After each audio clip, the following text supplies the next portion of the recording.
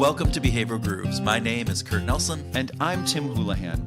We are building a community of people who want to understand how to positively apply behavioral science to their work and life. We achieve this by having fun and engaging conversations with a wide variety of people. Today, we have a very special episode for several reasons, but one of those reasons is that we have two guests, Jeanie Whinghter and Afra Ahmed. Jeanie is the chair of the Industrial and Organizational Psychology and General Psychology at Capella University, my alma mater. There you go. Her research interests center on occupational health psychology, specifically manifestations of stressors and strains in alternative work arrangements, and she has been published in a number of leading journals. She currently serves on several SIOP committees, including the Women's Inclusion Network, or WIN, and in addition to that, she's a contributing member to the Memphis Moms blog. Sounds like a classic underachiever to me. Oh my God. I wish I was that underachieving. Oh, no kidding. Afra is currently an assistant professor of management at Zayed University in Dubai, but she will become the director of the Masters in Professional Studies in Applied Industrial and Organizational Psychology at George Mason University in the summer of 2019. Her research focuses on diversity and inclusion. She's been published in the Harvard Business Review, as well as in several peer-reviewed journal articles and book chapters. Another classic underachiever. I know, what do we do? If only we could underachieve as much as they do. Afra and Jeanie are the co-chairs of the upcoming panel on what having it all looks like for female IO psychologists at the SIOP convention that is happening in Washington, D.C. this April. We wanted to talk to them about that panel session, how it was developed, and what can be expected from it. Yeah, we found the entire conversation interesting, but it was after we ended the formal conversation that we learned more about the unique and interactive structure for their SIOP session. And we found out that that isn't common in many of these conventions and various different sessions. Dreadfully lacking. Yeah. So we included that part of our conversation with Jeanie and Afra in the grooving session, where we also tackled the concept of work-life harmony. But we also talked about allies. All right. We are building Behavioral Grooves to be a community of people who are interested in positively applying behavioral science to their lives and to work. We think that we provide a special insight with our guests, but don't take our word for it. No? Here is a listener review by Albino Mantis, who says, I just discovered this podcast a week ago, and I can't stop listening to it. These guys and the guests that they bring on are incredible. Despite the fact that they seemingly know everything there is to know about behavioral science, they still show surprise and wonder when talking with guests about what they do. Easily the best behavioral science podcast for people who have moved beyond the basics. I'm having such a major aw shucks moment over that. Yeah. I'm just amazed because that awe and wonder, that's real. It's real. That is like, oh my gosh, that is so cool. We're not making that up. No. We would be grateful if you can help us expand our community by recommending this or another Behavioral Grooves episode to a friend, or leave a review on your favorite pod service, just like Albino Mantis did. Also, if you're interested in connecting with Tim or me, we can be reached on Twitter or LinkedIn. Our handles will be shown in the show notes, and we'd love to start a conversation with you about what we talked about in this episode or any other behavioral science thing. You could talk to Tim about music. I dig that. There you go. So please sit back and be in harmony as you listen to our conversation with Jeanie Whinghter and Afra Ahmed. Good. Jeanie Whinghter and Afra Ahmed, welcome to the Behavioral Grooves podcast. Thank you for having us. It is our pleasure. We're going to get started with a speed round. So this is a toss-up for both of you.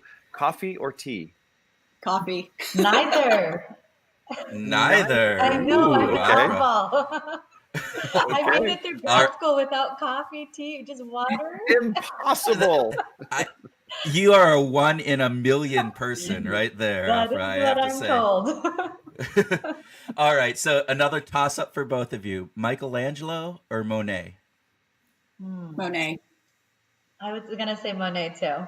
Yeah. All right, okay. we have a little bit of alignment around there. All right, now we're gonna dig in a little bit personal here. So, Afra, a question for you: better to disclose your parental status at work or hide it? Is it a personal question or based on research evidence? Based on your research. Well, so I actually do some work and research on identity management, and we talk about, if it's better to sort of reveal stigmatized identities or conceal it. And based on the research that and data that we've collected across a number of studies, including some of my own, where we've looked at how employees from different religious backgrounds, being Christian, Muslim, or Jewish, especially when it's not as observable, if it was sort of better to reveal or conceal it. And across multiple different types of study methodologies, we consistently find that for intrapersonal benefits within the person, it's better to be more open and reveal, and as well as interpersonal benefits as well, when we talk about relationship formation and those sort of things. So if I were to answer based on research, the research evidence would say it's better to interpersonally and intrapersonally to reveal some concealable identities and parts of that. Oh, fantastic. Terrific. I love that answer. So not a speed round, Not a usual speed round question answer, but that was fantastic. And so we had done some background in looking at some of the research you did, so we thought it would be kind of fun. All right, so Jeanie, your turn. All right. Should we focus on work-life balance or work-life harmony? Ooh, that is a good one.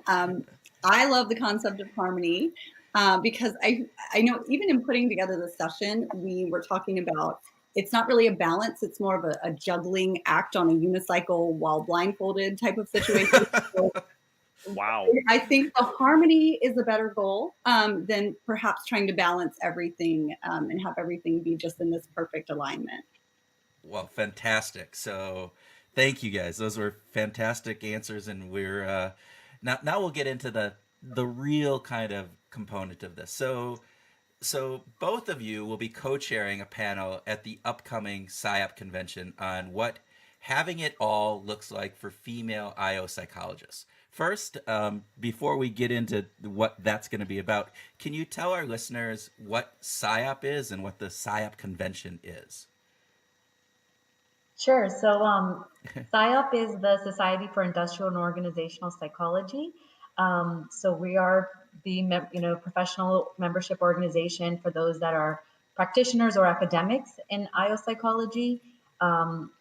We are its own sort of a governing body. We represent technically the Division 14 of American Psychological Association, and we're an organizational affiliate of Association for Psychological Science.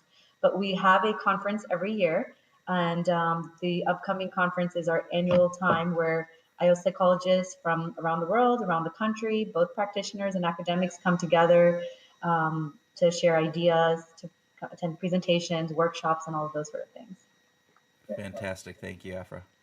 And then what was the genesis of this panel that you guys are going to be doing? I don't know. Jeanie, do you want to talk about that? Sure. There was actually an article in the New Yorker, and the basic gist of it was talking about having it all. And it was a really humorous piece on kind of what's behind the smoke and mirrors of having it all. And so I posted it in our Women's Inclusion Network group, which we have as a part of SIOP. It's an ad hoc committee at the moment. And we kind of just tossed it out there and said, wouldn't this be really cool to do a session like this at SIOP? And it's kind of a little bit outside of the norm of what we usually see there, but we thought it would be really interesting, and it would probably hit on a lot of the things that many of us can relate to. And so that was kind of the birth of this idea. And then we had folks that said, yeah, I'd like to be a part of that. And it just kind of grew from there. So tell us a little bit about the makeup of the panel. We were very intentional about the makeup of the panel, and I'm absolutely thrilled with the participants in our panel. So we have a lot of different dimensions to having it all. So we have the motherhood issues and things of that nature, but there's also things that, we have elder care, we have different challenges as far as changing careers, we have different career stages. And so it was really wonderful to have such a nice mix. And we also have an ally. So that was really important to us, to have not just a panel of women talking about our experiences, which is, of course, extremely important, but also to have an ally who can provide that different perspective. And also, hopefully, our session will have allies in the audience who can benefit from the information that we discuss as well, and also contribute to our discussion. And just to piggyback off what she's saying, I think that it's unique because we have both academics and practitioners on the panel, and bringing that perspective, because we're always trying to bridge that gap and make sure that both voices are heard. And then, as she said, women in different stages in their career, some earlier on, some mid-stage, some more towards the end, and then women with different set of family issues. So for me, it was just so unique to see, as they transition into motherhood, when they chose to do that, breastfeeding, and then also, transitioning to different stages in life. So divorces, being a single parent, being a step parent, and making choices for not only their family in marital ways, but even with their children, some deciding to do homeschooling and those sort of things. So I just thought that it was so diverse. Our panelists are so diverse in their professional experiences as well as their personal experiences. Yeah, I found it particularly interesting that you guys were so intentional about making sure that you had the ally, to have a man on the panel to provide that voice or that perspective. I just thought that was really interesting. Kurt, I didn't mean to cut you off. You had a question? No, I thought it was great. I really like the different perspectives that you're bringing in on that too. So that's a really interesting thing. So did any of your research or maybe some other research by others inform this panel or inform what you're going to be discussing in this panel? And if so, can you share that with the listeners? Jeanie, do you want to start, or do you want me to go? I can let you go ahead if you want. Okay. I would say that, especially studying topics related to diversity and inclusion, I don't even know where to begin, but all of the research that we're constantly working towards, even as IO psychologists, definitely informed this session. So, it's for the last several years, we see, not only research talking about motherhood, but even, going into the areas of breastfeeding and how workplaces need to be more accommodating to those sort of needs. We see a lot of emerging new research in this area and domain that definitely informed this session. So I would say it's a combination of what we've been studying and doing research on within even the own lab that I was in, the diversity inclusion lab. So I had a colleague of mine who did her dissertation looking at, she actually did a field study where she applied to actual jobs, submitting actual resumes of both male and female, and some of them having the parental status there, and saying they're part of a parent association, and seeing things like callback, and also coding for things like the organizational policies related to work flexibility, family, and a number of different dimensions. And that's a work in process and getting published. But we see a lot of interest in trying to figure out what is going on out there.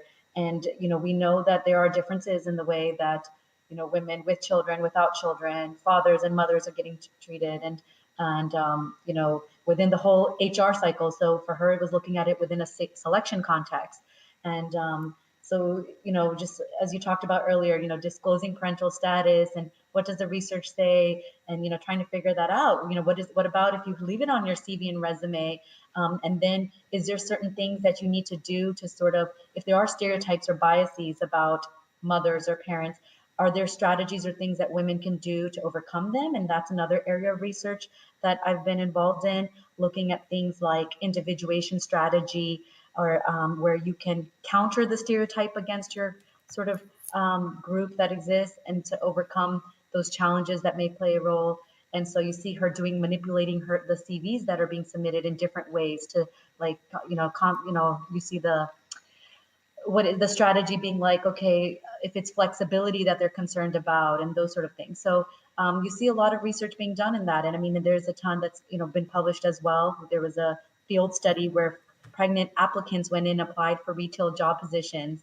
And one thing that was brought up was, they had a strategy, again, if they clearly looked pregnant because they were wearing a pregnancy prosthesis. But they said, by the way, if I got hired, I would have care available, soon after, so I'd become able to come back to work. The idea that if there are some thoughts that a hiring employer may be having, if doing some individuation strategy to overcome them is helpful, they wanted to see if that was going to play a role, and it did. So there were significant differences. So yeah, I would say that this session came from, all the informed by the literature and what's going on in the field of IO psychology, as well as our personal experiences. Well, and Afra, I want to just follow up on that. Some of your personal experiences involving, international travel with a young child. Twice. Twice, pretty significant changes. So, on a personal basis, certainly those personal experiences are influencing you. How did you deal with those? What was your strategy for managing those situations where you're traveling for professional purposes and yet you're bringing a young child with you? And you're getting a PhD, and you're having a family, and all of these things that just seem overwhelming to me, because I'm sitting here going, my PhD, I didn't have to worry about international travel. I all of those other factors. So help us understand how that informed your thinking on this. I would say that, I look back, and sometimes I look back, and even when I read my own story or tell my own story, I'm like, yeah, that was insane. How did I do it? I was younger and had more energy. I don't know. But no, in reality, I think that I was very driven towards this goal of, being able to attain a PhD, be in academia, and give back to society and academia. And, I had this end goal that I wanted to reach. And they say there's a saying that it takes a village to raise a child, but I would say it takes a village to also birth an academic. And that village consisted of, first and foremost, of very supportive partners, my husband, who had been very supportive through it all. I would not have been able to do it without him picking up, and going above and beyond his share of support in the household.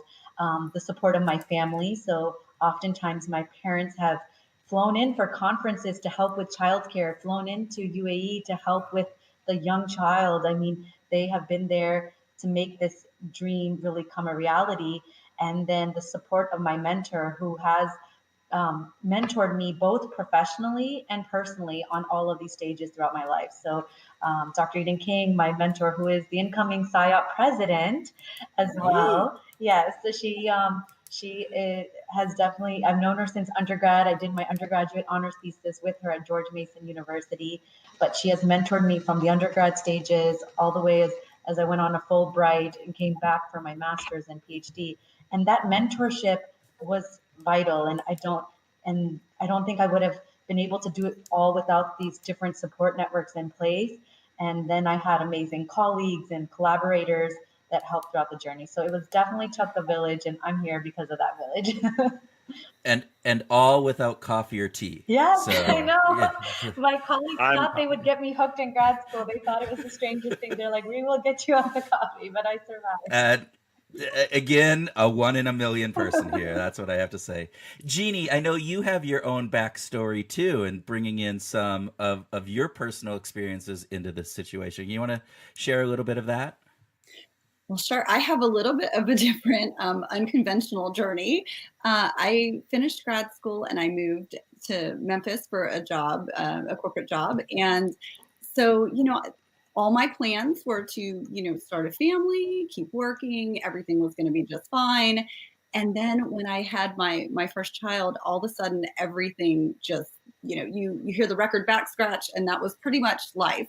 And I thought, oh my gosh, all my plans are wrong. I want to be a mom full time. And but I love IO, and I was a little bit torn. And so my employer allowed me to start working, a little bit in the office, a little bit at home.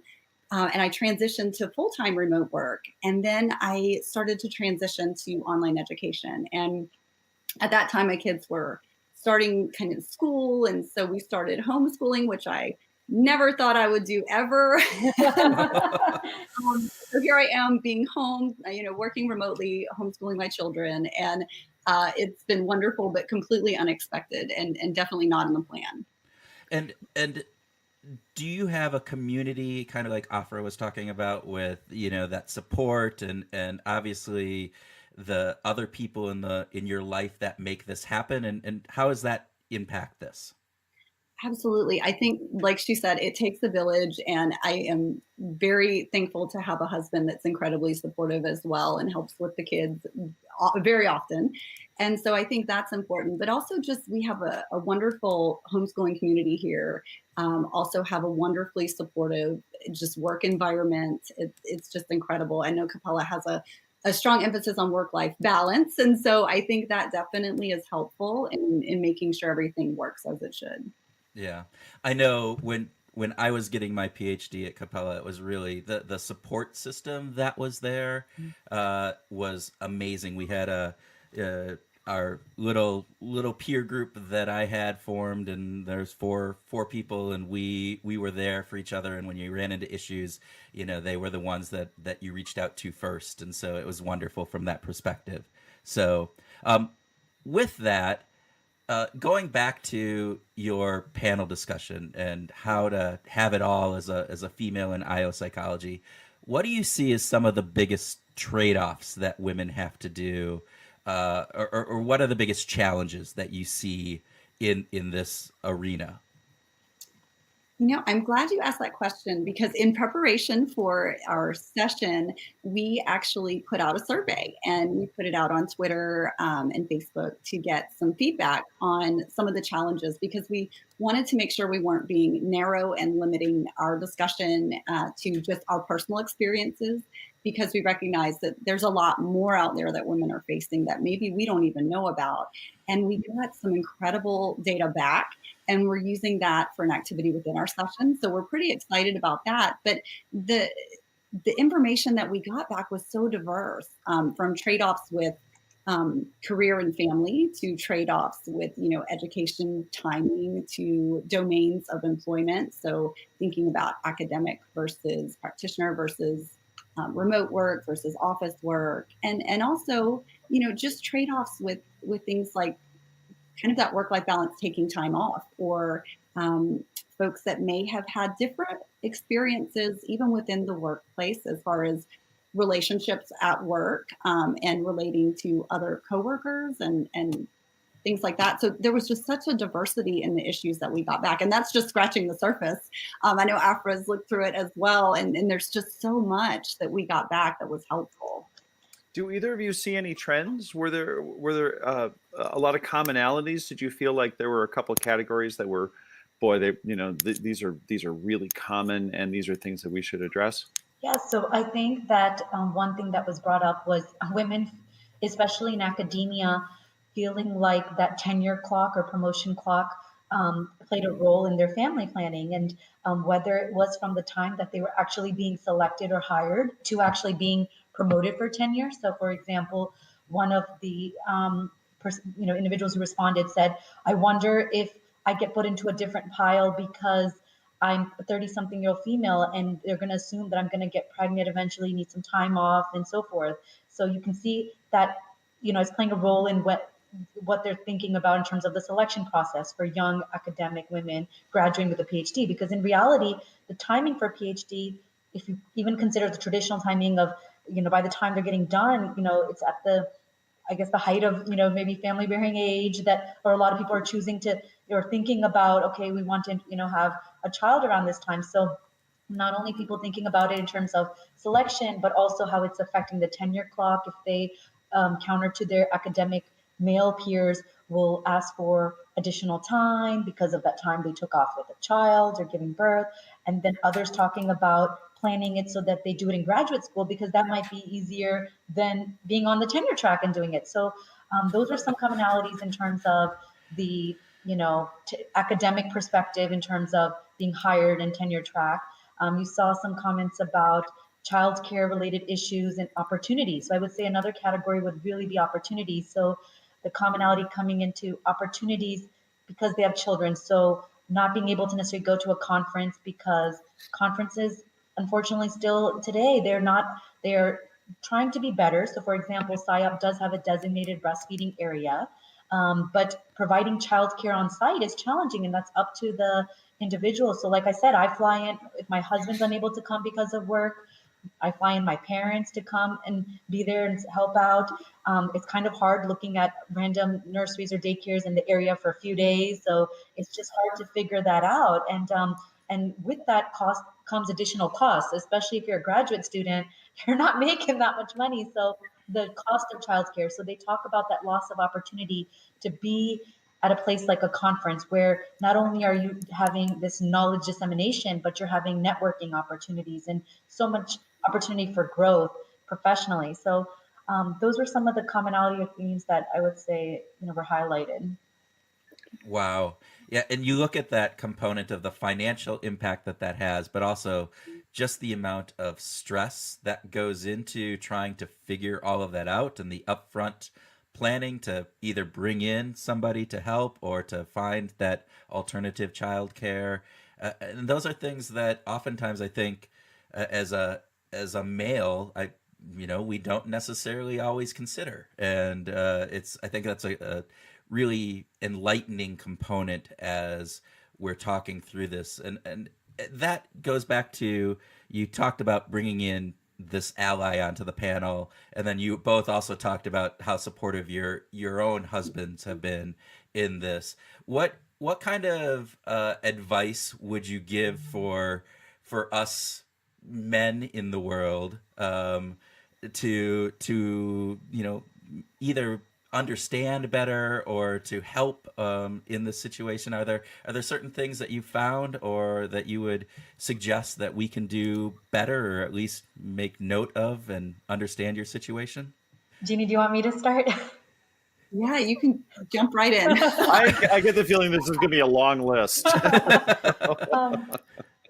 I think that there's a huge role that allies play in the workplace. And I want to highlight that it's not only the male allies, but it can also be the female allies. And, oftentimes, sometimes you also heard comments and threads about, well, I have, a female supervisor who may not be a mother, but she doesn't understand these sort of issues that are going place. So I want to highlight the role of allies in general, both male or female, coming from different perspectives, whether parental status or not parental status. So, for example, some of the comments in that survey was, why am I assumed that I can be the one to teach the evening classes just because I don't have children? I still have, needs outside of the workplace. So that's why I'd like to highlight that these allies could be coming from all these different sort of walks and backgrounds.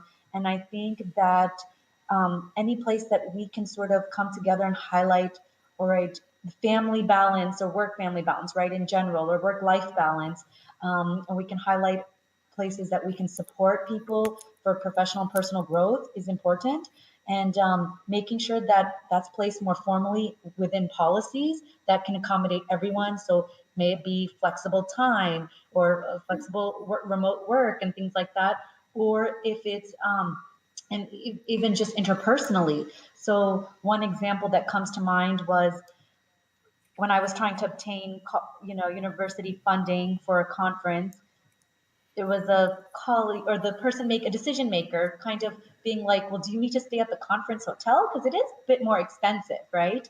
And I thought to myself, do you know that every coffee break that I'm getting, or, the sessions start around 8 a.m. and I'm doing networking things till 10 p.m. And every break that I'm getting in between, I'm running back to nurse my child to sleep because she won't sleep with a bottle and she won't sleep with a pacifier. It's only me. But trying to go back and try to feed her something because she has a severe dairy allergy and I'm really scared about the hotel food.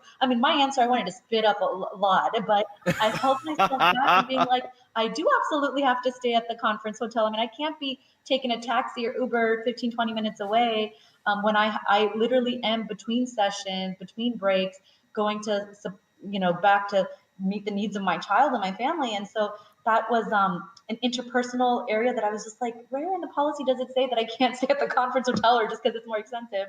But again, that interpersonal support, I think it left me, it just took an emotional toll on me, right? So again, that ally support of really recognizing, I understand maybe some allies may not understand these needs or certain allies may not understand these needs, but being as supportive to those with, different needs as possible, whether, like I said, through formal policies or interpersonal interactions, is very important. No, thank you. Jeanie, anything to add to that? I totally agree. And in fact, her story resonates so much with me because I actually missed several SIOPs because I had the same experience with breastfeeding, but we hadn't set up the mothering room yet. And we didn't have those resources yet. So I just didn't go because I didn't want to tote my baby around with me to all the sessions. So I totally resonates with me what she's saying. Which, by the way, I will say at SIOP the last few years, I have seen some women bringing their children to sessions and sitting near the back. And in case their child starts crying, they'll leave the room. But I have been so inspired by that. And I have seen that trend change. And like I said, I have now seen more signs. I heard the breastfeeding room was available for several years, but I mean, it's been on the front page of the program now where the nursing room and meditation room is. So that's been made aware. And then the Women Inclusion Network, they had their first formal meeting 2 years ago, but last year at their evening reception, they invited family members. So like I said, these sessions, I can be away all day and it feels like a long day for the kids, but I was able to bring my kids to the evening reception. And it was kind of like, they had some toys and coloring and food. So my parents grabbed food and my kids were like, oh, free. My 10-year-old was happy with free food and my 2-year-old had some toys to play with. But that was just really nice because I was able to catch up with folks and, talk to them and bring the family along. So I really appreciated, I see that shift and change and I'm really appreciative of it. Mm-hmm. Do you think it's easier to have it all today than it was, say, 5 years ago, 10 years ago? I think options are different, which makes it really wonderful. When I first got out of grad school, I never thought I would be working remotely full time. I never thought I would, be homeschooling my kids. So I think the options and the awareness of options maybe is a lot better. But I think it still all boils down to what your priorities are and what's number one and number two and the village that you have helping you. All right. Well, Jeanie, I want to go back to one of the first things we talked about here. And so in your bio, you state that you are a believer in transparency and a bit of humor can empower women to embrace each of their roles and achieve harmony between these seemingly competing domains. So I just want to go back to that harmony component. And you had talked about, the difference between harmony and work-life balance. Can you just help us understand again, what's that difference? And then I was opening this up for Tim because harmony is a musical term. And so then I figured he would hop on after that. If you could do that, that'd be great.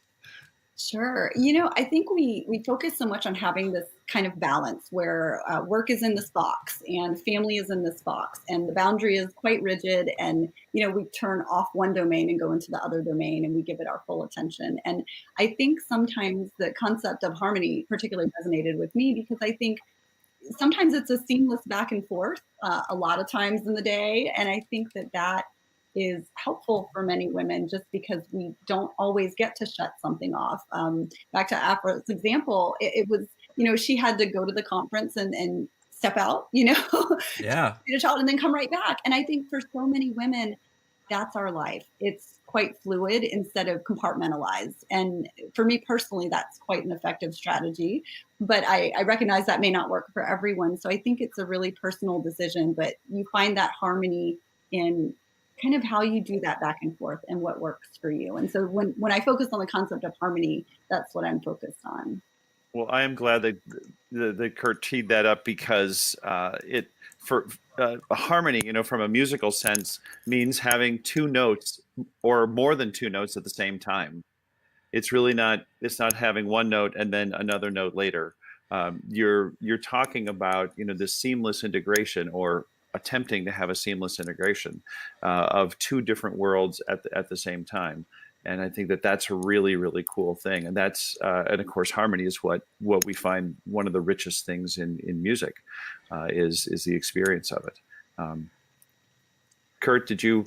No, I thought I was teeing you up to make your musical question. I never do that for you, and I was trying to be an ally instead of a curmudgeon, which I usually am. I just have to tell you guys, Kurt likes to play this role like he's this curmudgeon and he grimaces every time we talk about music. He loves it. He absolutely adores it. You can't see his face, but he loves it. I do. You know what? On the musical note, no pun intended, I wanted to ask you guys: has this idea of having it all, has it changed your experience with music? Because you are operating seamlessly in multiple worlds, right? We often, get influenced by the world that we're in. In college, we listen to different music. In high school, we listen to different music. With children, we'll listen to different music. But is having it all? Is there a playlist that differentiates the having it all woman from those who are not? My playlist right now, I'll just be honest, it's got a lot of Baby Shark. That's what I was going to say with my, that's my playlist. I don't know that I'm the best music guru right now. We have had more people talk about Baby Shark in the past, I don't know, 3 months now. Yes. And I am just so thankful that my kids were just past the age where I think Baby Shark came in. So I have a 9-year-old and a 13-year-old, and so I didn't have to go through that. But so with that playlist, do you find yourself using music? This is a question that Tim often asks. Do you find yourself using music to help get you into a certain mood, or to help you, calm down after an evening? Or how do you use music as part of your work in helping you focus, or to help prime a mood or a kind of an attitude? Does that make sense? Yeah, so I would say for myself, I am somebody that works quietly at home or in the office, so I don't have music playing in the background necessarily, because when I'm deep in thought, I need to hear myself. And so I'll say while I work, I don't listen to music, but on the way to work or back from work, I do. And it is for that, to sort of get me going and energized. And I remember, especially in grad school, I would try to listen to more things that were motivating or empowering, and I don't know, just like get me. I'm trying to even remember now, but it's like something that was just really help me motivate me to just achieve that goal. So and I remember that it did help, and like even listening to TED Talks and things. I like to listen to podcasts and things like that in the car, or anything that just continues to inspire me and motivate me. So those are things that I do in the car that I feel like would just really help me be like, all right, I'm not the only one that's having these challenges or frustrations. Everyone goes through these hurdles, and the thing that differentiates you is really grit, right? We've been talking, I think, a lot in the research about grit, and I tell my students, and I continue to tell them, that I stand before you as someone who has failed many things and many times, but I'm here because of grit. And I'm not necessarily the smartest person in the room. I don't think, I'm the whatever, but you have to persevere and have grit, and if you want to achieve your goals. And that's the common message I share with my children, with my students, and with anyone I meet.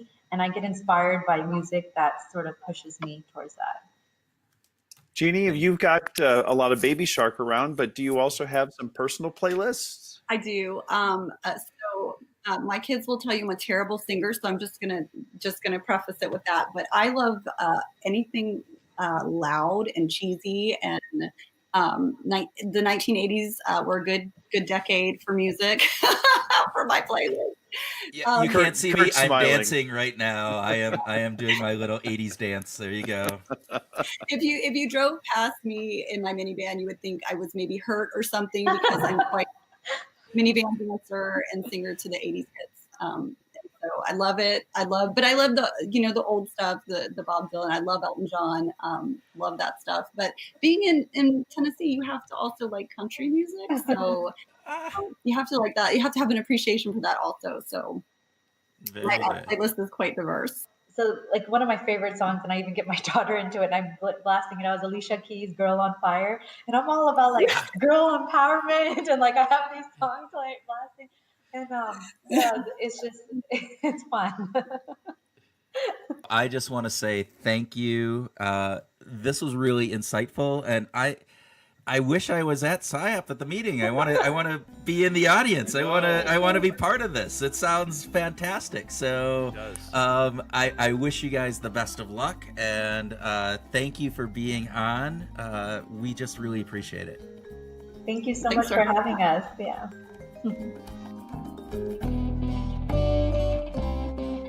Welcome to our grooving session, where Tim and I groove on what we learned from our behavioral groups interview, have a free-flowing discussion on some of those topics, and whatever else comes into our harmonic brains. Harmony, love it. Harmony. It was a really interesting component of balance versus harmony. Yeah, an important distinction because we've had so many years of playing the work-life balance story, and it never really made sense to me. Well, I did a conference back in probably 10 years ago now that I put on with another gentleman called Winter Camp. We go out in the winter, and one of the main premises of that was that work-life balance is this, crazy idea, and that you have to integrate everything. We didn't call it harmony, but we talked about integration, and I thought, harmony is such a great metaphor.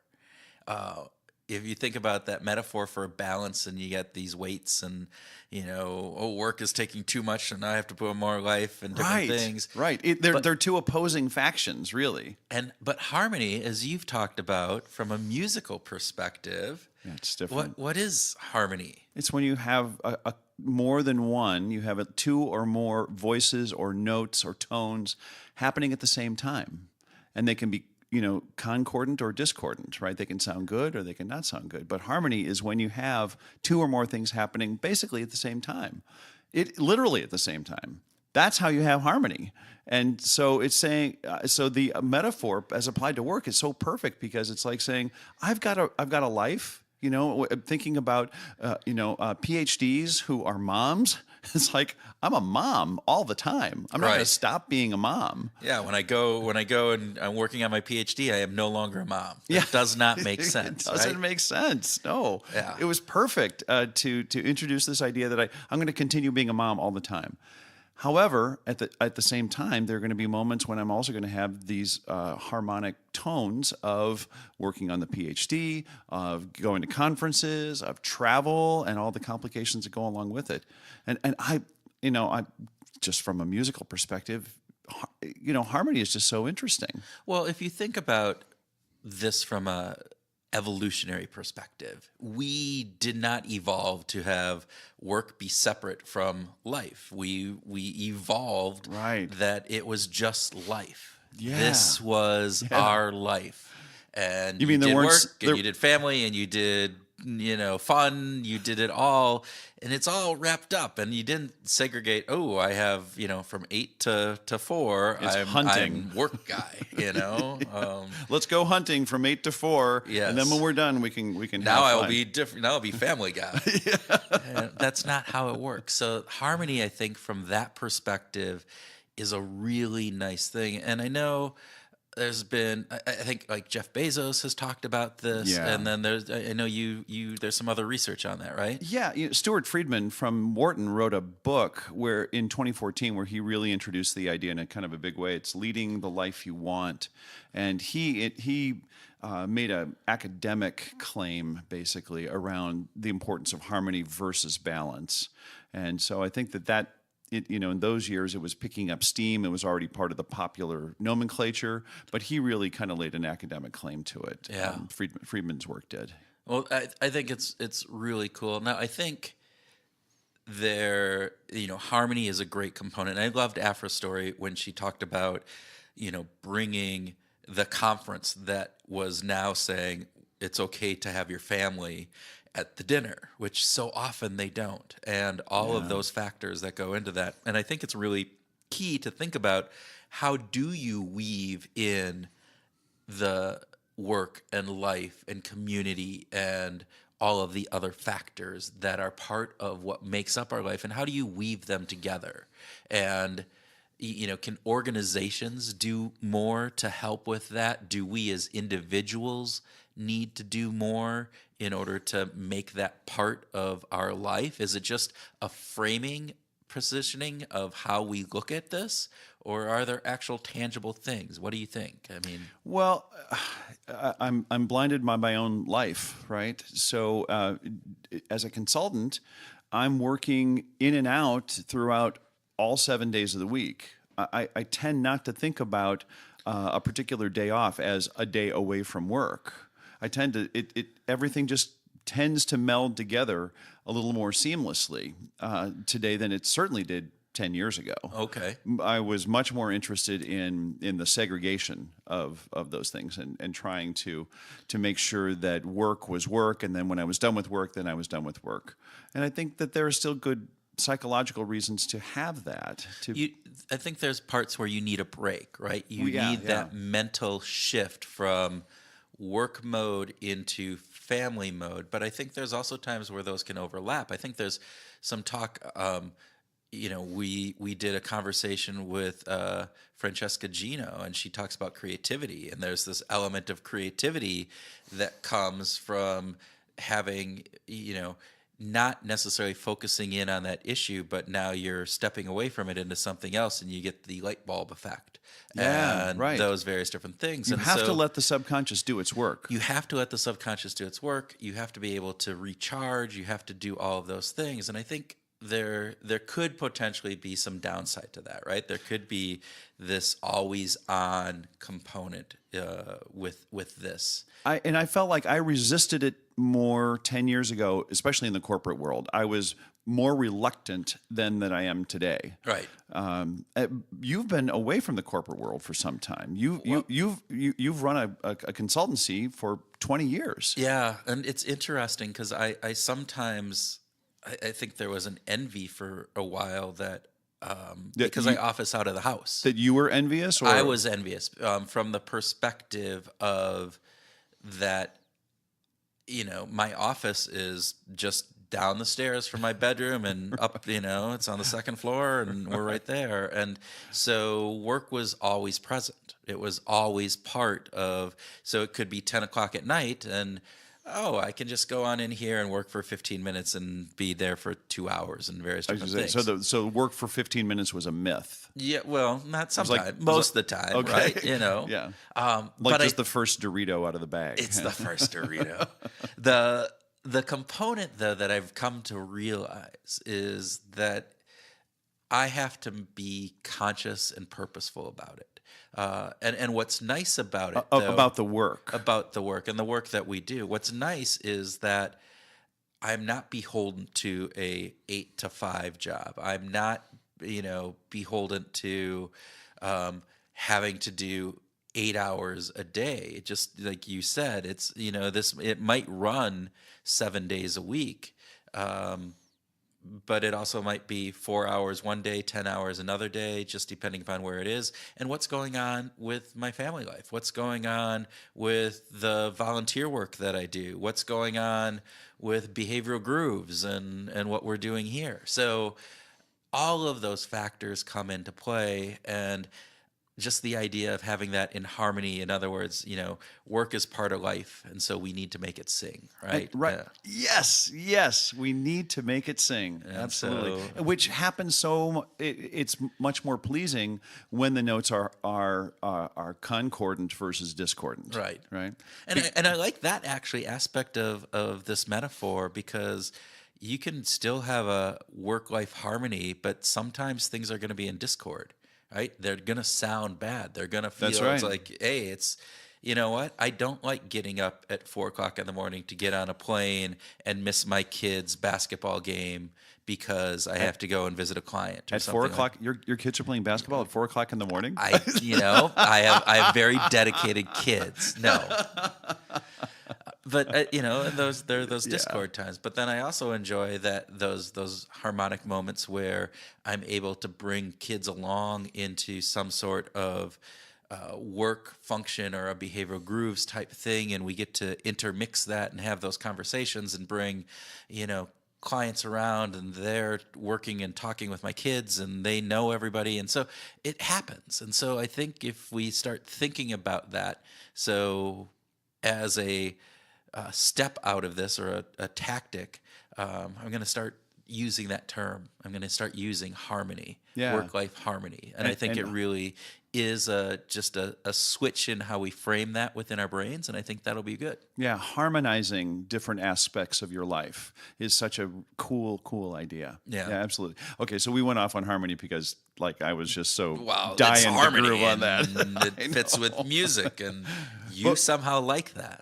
Yeah, totally. Okay, so what struck you? What this was a wonderful conversation. It was a wonderful conversation. So they talk about this a little bit, but in the interview, but we actually had further conversation afterwards with Jeanie and Afra about the structure of how the panel is set up. And actually, I don't even know if it should be called a panel. I mean, yes, there's a panel of people up there, but the way that they have designed this session, this workshop, is one that is very integrative and involves the participants in being active participants.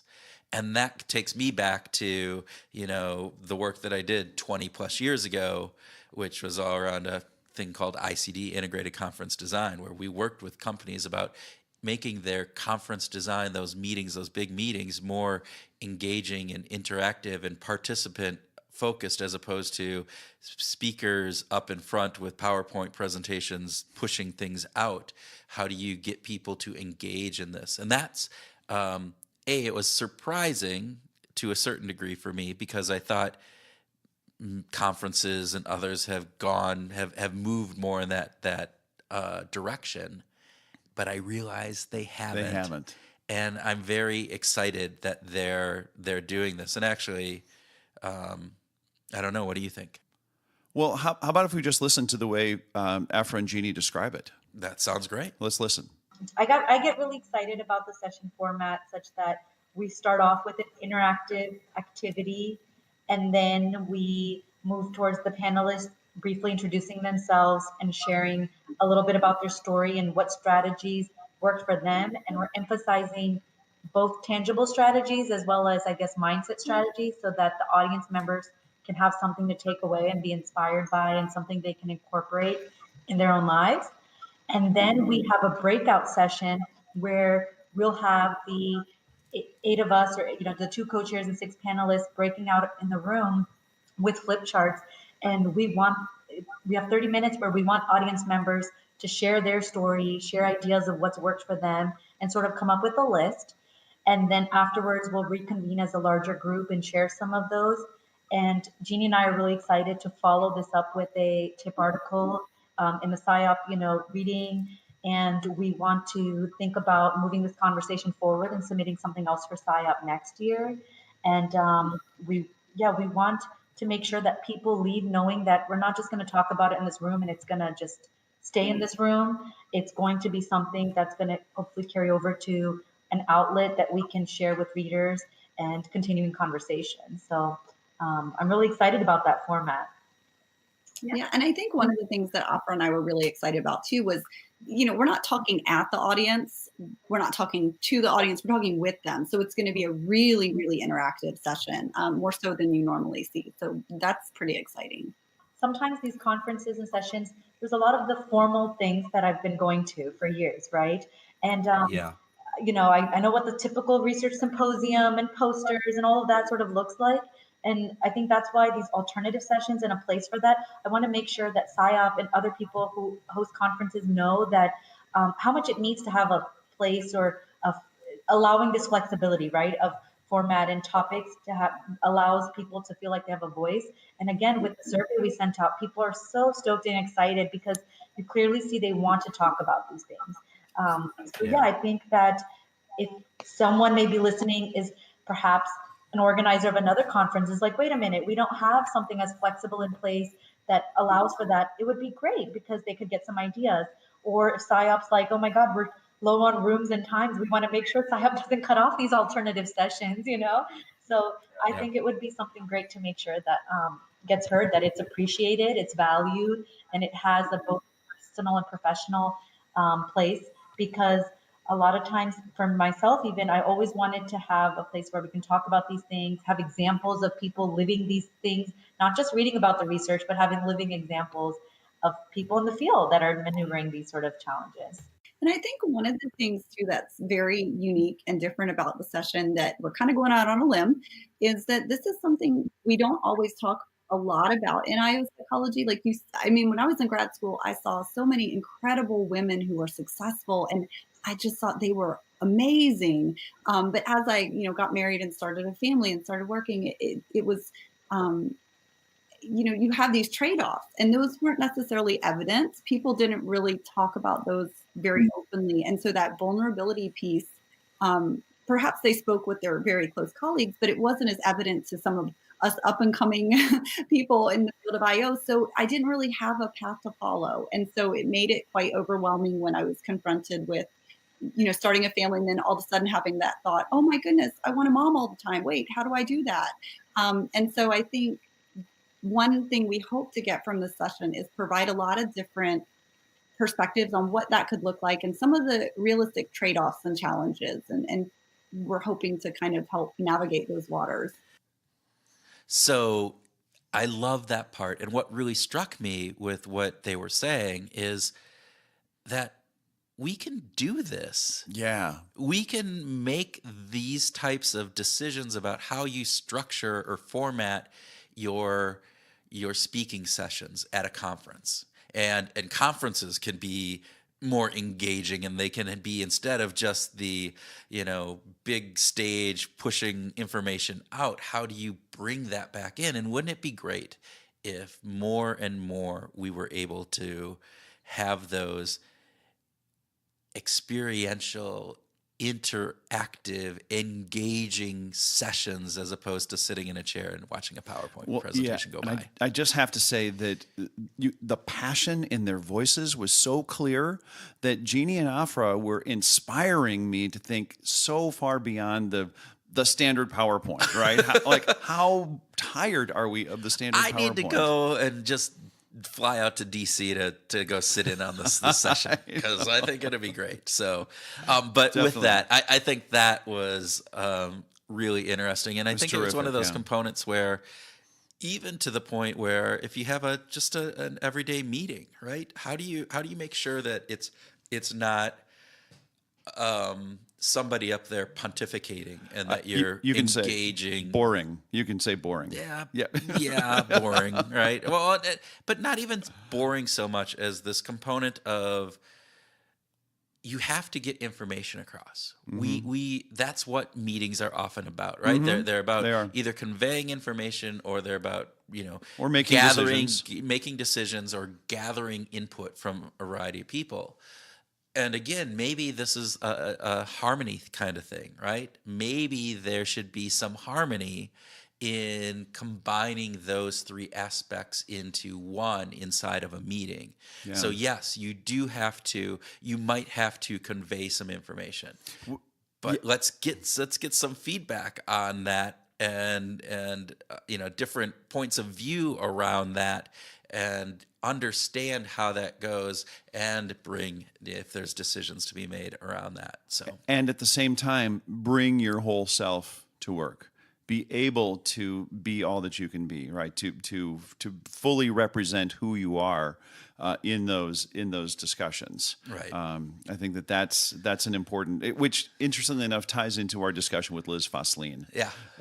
Which is really nice. That emotional component at work, and the emotional side that you can't disgorge yourself of. No, so, you can't. All right, what else, Tim? What did you find interesting? The second big bueno for me was allies. Allies. Yeah, I loved it. And in doing a little digging on this, thought it was really interesting that there's actually a lot of academic research in the world of understanding the importance of allies, and it was even actually brought up by Bentley University, which is they're out in Waltham, Mass, I think. Okay. And but they have a Women in Business forum, and just last year they published basically a small book, a pamphlet on all the intricacies of this. So it's a hot topic. It's an important topic, and bringing men into the discussion as allies is not just trendy, but it was a big aha for me. I had this personal thing like, wow, I had, as much as I've actually had team members in the past who got pregnant, they gave birth, they've got a newborn, and they would express milk at work. They didn't have, at the corporation that I worked at, they did not have access to a nursing room. No. So they would just go into a conference room and, put paper over the windows and block it off and lock the door, and 30 minutes later they'd come out, and it was uncomfortable for them. Yeah. They were open about that because it was just a conference room, and they were always a little worried about who might come in. But thinking about having a room for nursing at a conference, it's like, Yeah. oh my gosh. And men need to be advocates for that part of the story. Well, I think people need to be advocates, and I thought that was the real interesting piece that Afra brought up true as enough. well. It's yes, men are important in this ally because we don't live that life, right? But people who are maybe older need to be allies for those in the younger generation. People who are single need to be allies for those who aren't, and vice versa. So it's about being in battle, right? I mean, ally, that's the term, is it's your partner in battle. And so it's going to battle side by side with these people and helping them win the wars that they're facing. And so I thought that was really, it might be, maybe that's too militaristic, I don't know, but it's an interesting... It's a good metaphor, though. It's an interesting component, because I think what struck me on that whole conversation is we don't know all of the struggles that people are going through. And we always make the assumption that their life is like our life. Not always. We often make the judgment that it's so easy. Yeah, and to think through and to go, wow, their lives actually are different. They have struggles beyond what I am accustomed to, and to be aware of those and just be cognizant of them, and make sure that you're not dismissing that, oh, that's a silly kind of thing, and no, this is a real concern. And then secondly, looking for ways, either in policy, in interpersonal relationships, or in just how you're structuring components of a conference to help alleviate some of those, I think is a very important aspect, and one that I thought was just fantastic. I think Jeanie made the point that those struggles might not even be apparent. Right. Might not be visible. Yeah. Right? That they are invisible to us in our interactions. Well, and I go back to all of the studies, and again, my Bobo mind won't remember the exact ones. Your Kiki mind might. On this, but still so object to being called a Kiki mind. You are a Kiki mind. It's a good thing. You should embrace it and run with it. But the component where they've done research where they ask men and women, how much of the housework do you do? Oh yeah. And when they come back, the percentages are always above 100%, which obviously can't be, because we always look at our own work. Oh, I did the dishes on Tuesday, so I've done a lot of dishes. And you're going, yeah, but you didn't do them Wednesday, Thursday, and now it's Friday. And I know Monday we ate out, so you didn't do them then. And Sunday I did them, so you did 1 out of 6 here, or whatever it is. Well, Monday doesn't even count because we went out. So well, there you go. But we tend to over amplify our own work and contributions, and then I think that also parlays into, we over amplify our own struggles. We over amplify our component. It's the component. Our success is due to our hard work. Your success is due to luck and circumstances. Damn good luck. Yeah. Oh yeah. So I think there's some really cool things on that ally, and just being aware of our own biases and being aware of how we need to approach those situations. So all right. Really cool. So can I ask you a musical question? Sure. So I'm a little hesitant actually for saying yes so easily. So harmony. When you think of harmony in your own music, the music that you do, because I know you've done duos and you've done others. Do you tend to do more harmonizing, or do you tend to do like solo parts, or background music that's different? Help. What do you tend to do more of? So I did a Neil Young tribute show last night. Okay. So it was at a nice listening room here in Minneapolis, the Astor Cafe, and did a Neil Young tribute show. And as we were rehearsing to get ready for this show, it was just a duo. It's just my bass player and myself. And we were very intentional about when are we going to, and Paul's a great harmonist. He really understands harmony, and he's got a great voice. Unlike me. Not a comparison. I'm making a statement of fact. But we were really intentional about when should he come in and harmonize, because it automatically adds emphasis. Right now, going from one voice to two voices adds emphasis.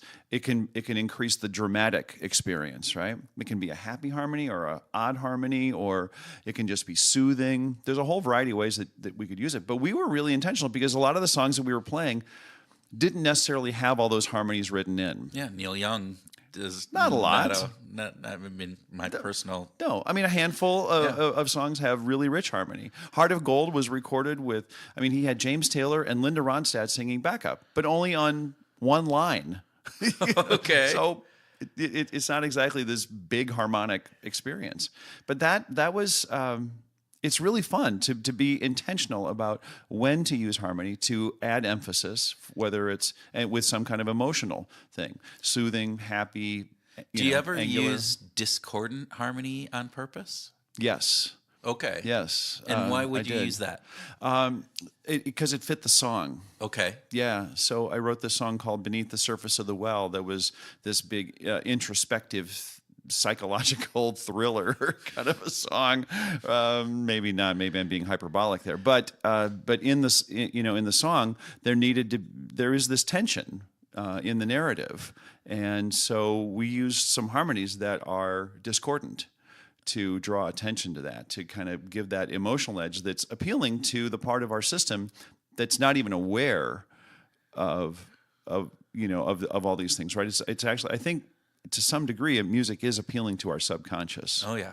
So just emphasizing both on a conscious and a subconscious level. Well, good. Yeah. All right. Well, with that, I think we can wrap it up. And as we always end, keep on grooving. Was that harmony? Did we do that in harmony? No, that was actually in unison. But do you want to do it in harmony? I don't know how to do it in harmony. You just keep doing it, and I'll do the harmony. You'll okay? harmonize. Yes. All right. Keep on grooving. I couldn't tell the difference.